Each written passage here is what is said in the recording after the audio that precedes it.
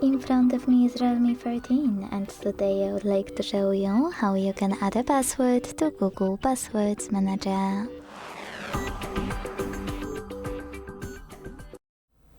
Begin by opening Settings and scrolling all the way down to hit Users and Accounts.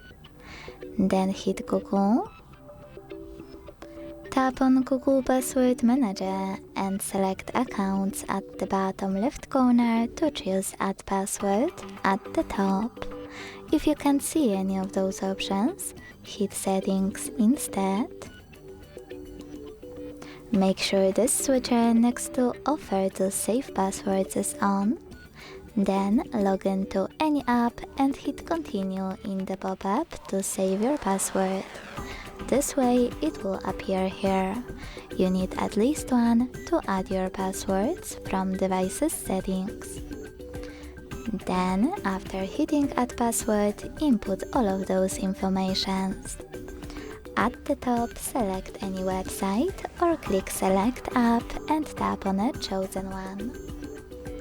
Then enter your username, email or phone number, password,